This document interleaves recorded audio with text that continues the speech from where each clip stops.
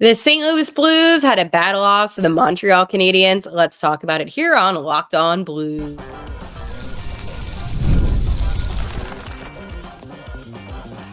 Your Locked On Blues, your daily podcast on the St. Louis Blues. Part of the Locked On Podcast Network. Your team every day.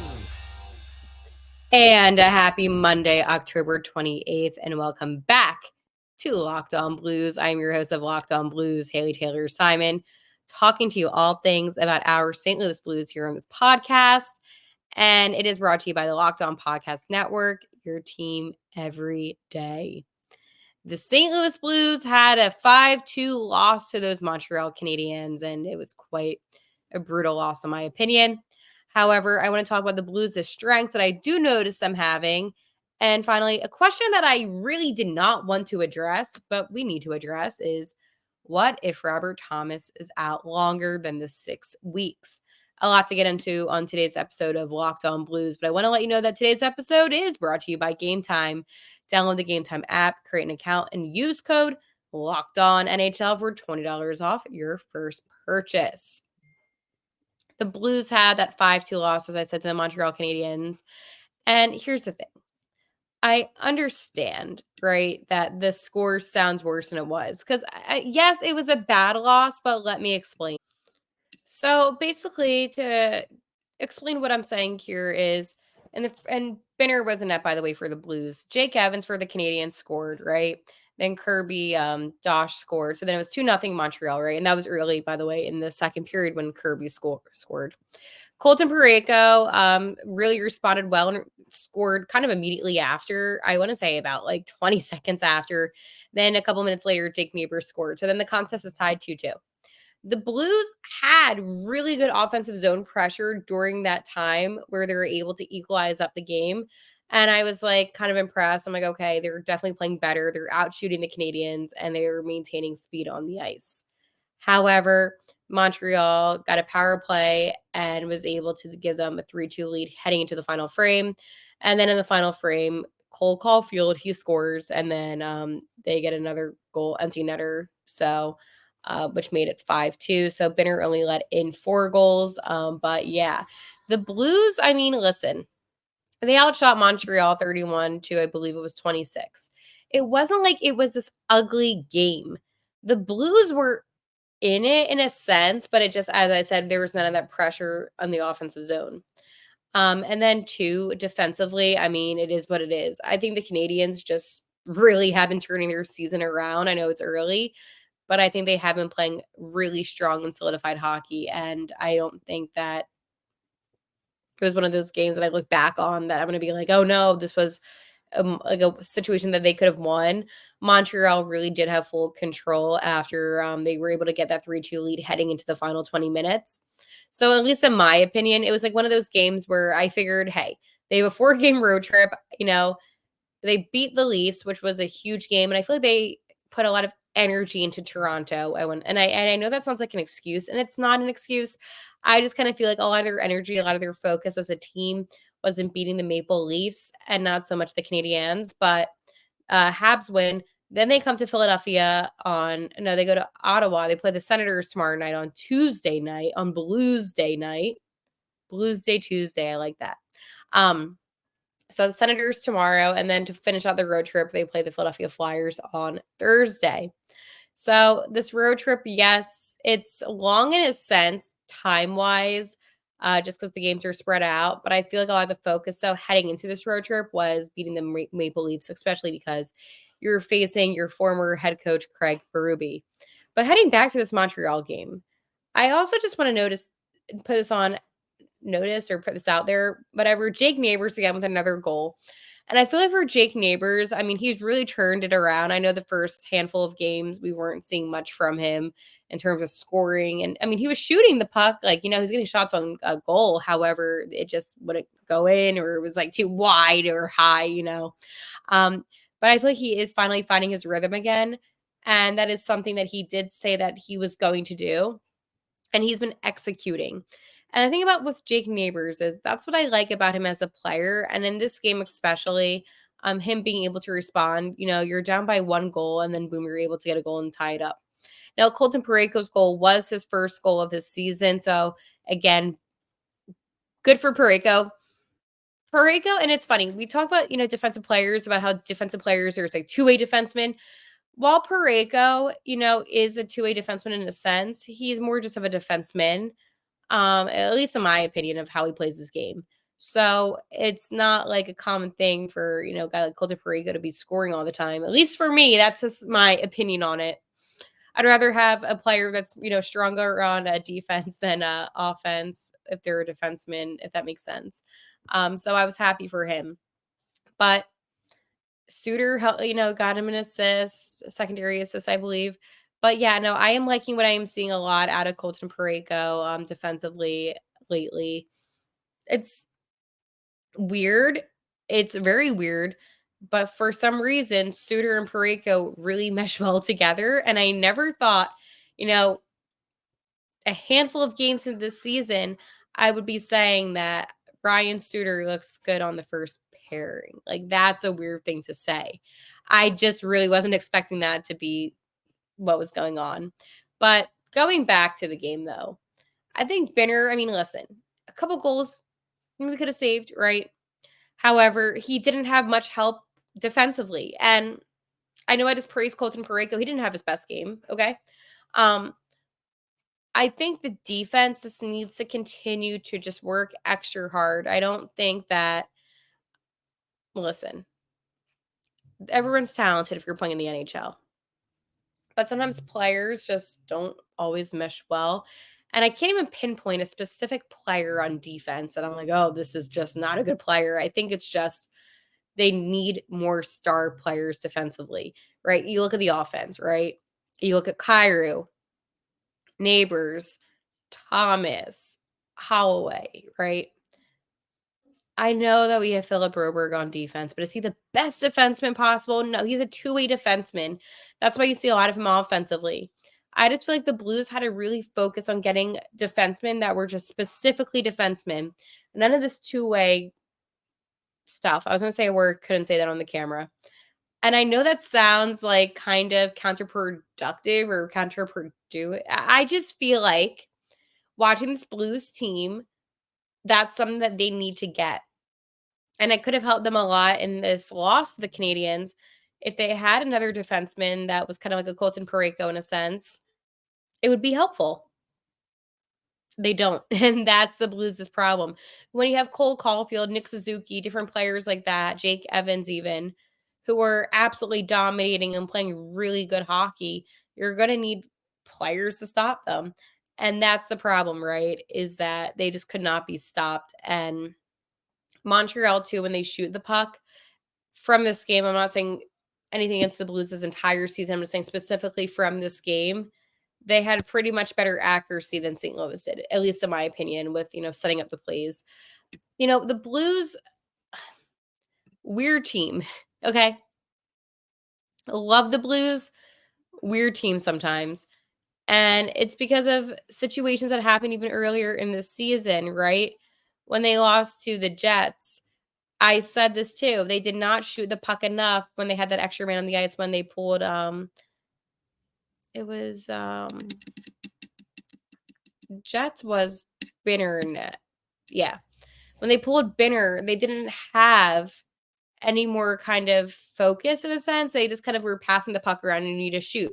Sometimes shooting too much can be a bad thing. You're in the Central Division right now with Winnipeg being 8-0 with 16 points. Behind is Dallas with 14 points. Minnesota with 12. Colorado with 10 and now Blues at 10. So again, the Blues are now in that bottom half of the Central Division. They're in the bottom 4 right now. Utah's under them with 9, Nashville with 6, and Chicago with 5. That concerns me. When you have a Central Division that's as competitive as this one, you need to get those points. But looking at the Blues' schedule, I can't be mad at this team either, right? They're 5-4-0. They're above 500 at least, right? It's one of those things that's a little bit frustrating as a fan because, sure, bad loss to the Canadiens. The Jets, they had plenty of opportunity to equalize up the game and at least get 1 point heading into OT. The Wild game, awful loss. The loss to the VGK, they could have won. But that's like the thing. It's that it's so early in the season. I know standings don't necessarily matter, but the reason why I say this is I talk to a lot of people, right, that are involved with hockey. And everyone agrees is that the Central Division is the toughest division in the NHL at the moment. So, yeah, I'm just saying it how it is. Like, the Blues need to kind of step it up a little bit. But, early in the season, you have Ottawa tomorrow, which they should win. Let's talk about Prize Picks, because I do like Prize Picks, and I want you to know about my friends over at Prize Picks. So, you can now win up to 100 times your money on Prize Picks with as little as 4 correct picks. Prize Picks is the best way to get action on sports in over 30 states, including California, Florida, Georgia, Texas. Prize Picks is only real money daily fantasy platform with an injury insurance policy, so your lineups stay in play even if one of your players gets injured. If your player leaves in the first half and doesn't return, Prize Picks keeps your line live. PrizePicks is the best place to get real money on sports action. Join over more than 10 million users and sign up today.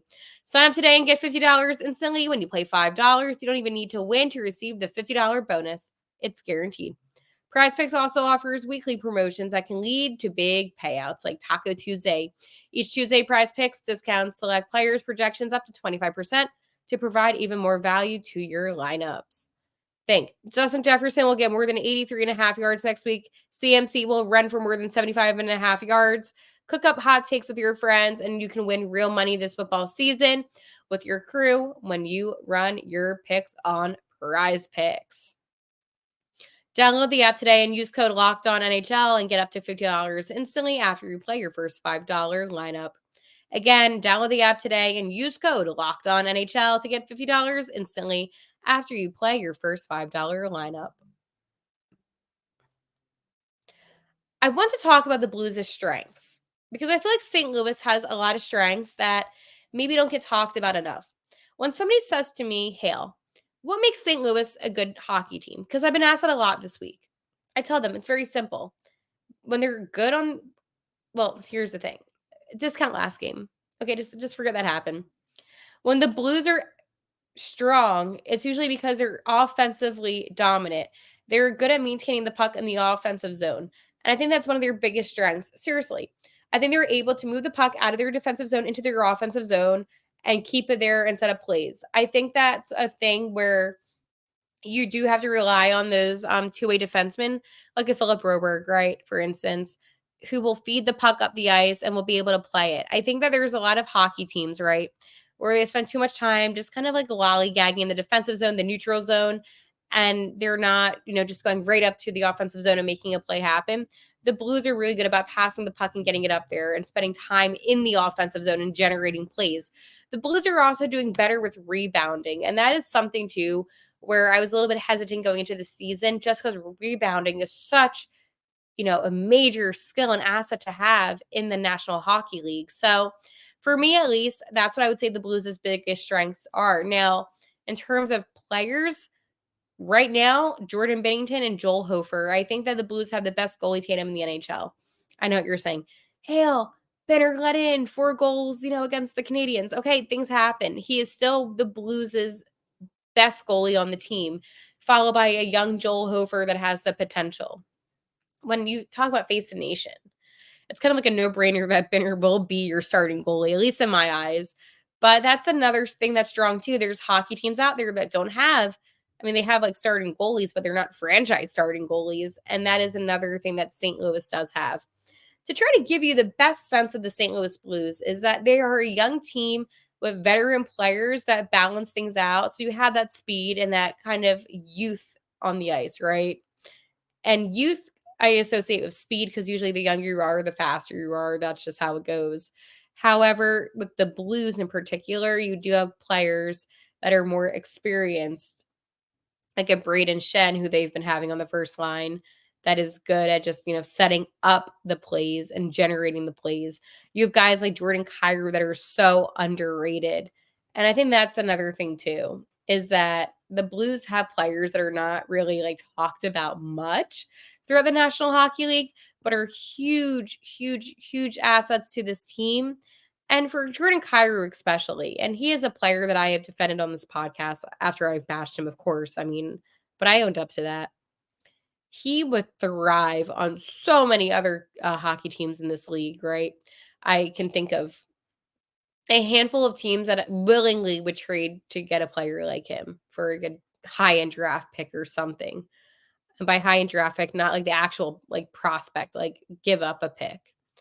I think that Jordan Kyrou might be one of the most underrated players on the Blues, and I did talk about this in a previous episode, but it doesn't make sense because if you put him on so many other teams, he would be like your first line guy. He would be like your guy that's like a star player. I don't know why in St. Louis he isn't getting that kind of recognition. Maybe it's because they do have a Jakey Neighbors or they have a Robert Thomas or they have a Boosh. Like I know there's other players that people associate with being more of a star than Kyrou. I just think that also helps. It makes the team good. It makes the team good when you have players that can play good hockey. I also think with the Blues addition of, Foxa, Holloway, Broberg, the Joseph brothers, right? I think that's another example too of why are the Blues a good hockey team? Their new players are able to adapt and to pick up the chemistry that the team needs. The team is good in the third period for the most part, not the last game. They're able to come back and face adversity. Essentially, what I'm saying about St. Louis is that they're a team that is resilient. And I think that's what makes them especially good this season. So if your team is going up against the Blues, you need to be prepared for a good battle on the ice because it's not going to be an easy win. The Canadian game, I understand that it seemed that way, but at least for over the first maybe 40 minutes, the Blues were still in it. It was really just that third period where things kind of just went downhill. And I hate empty net goals because I'm like, oh, well, that kind of sucks because it's not like the score doesn't really reflect that the Blues were still kind of in it, right? So besides that third period. But yeah, I just wanted to talk about the Blues' strengths because a lot of people have been asking me about, what makes St. Louis so good. And I'm like, well, there's a lot of reasons. And they're adapting and they're having the same style of lines and pairings. When there's other teams in the National Hockey League that keep on changing them drastically. And it's a little bit,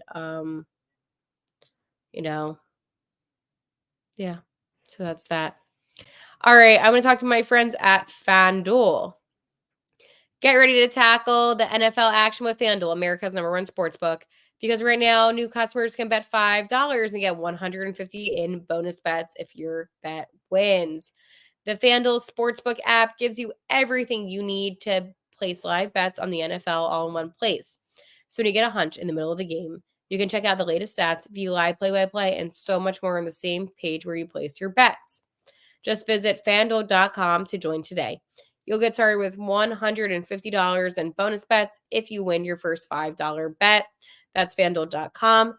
Never waste a hunch and make every moment more with FanDuel Sportsbook, partner of the NFL. I think one thing that we're all kind of a little naive, and I myself included, is thinking that when Robert Thomas gets evaluated in the 6 weeks, he will be okay to play.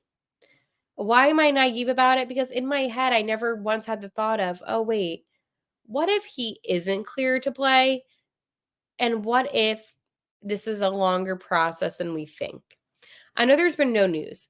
However, I just want to make this kind of a conversation that we can begin to have. Let's go say Robert Thomas gets evaluated in the 6 weeks and he's not okay to play, right? Do you panic? Or do you just kind of go with the flow of what's going on here and say, you know what? It is what it is. Let's go with the mentality that he may not be able to play for the rest of the season. And maybe Dvorsky gets caught up or something at some point in the season. I don't know. The reason why I say this is because there is a real possibility that Robert Thomas may not be clear to play. And I think all of us fans, and I can't speak for everyone, I'm just speaking for myself, but I'm saying all of us because I feel like this is how we mostly feel, are expecting him to be cleared in 6 weeks. We're expecting him, yeah, it was only 20 games that he missed. He'll be back. And that's the mindset.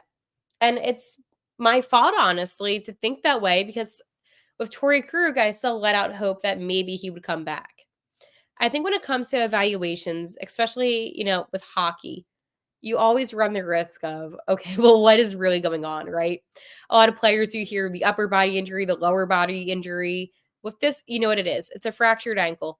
Now, we don't know how severe it is, right? But I'm assuming a fractured ankle is pretty, severe because it takes years for that to actually recover. So it's a month and 2 weeks when you put it like that. Enough time for his ankle to heal, enough time for him to rehab it, enough time for him to be in game condition again. I don't know. I'm not a trainer.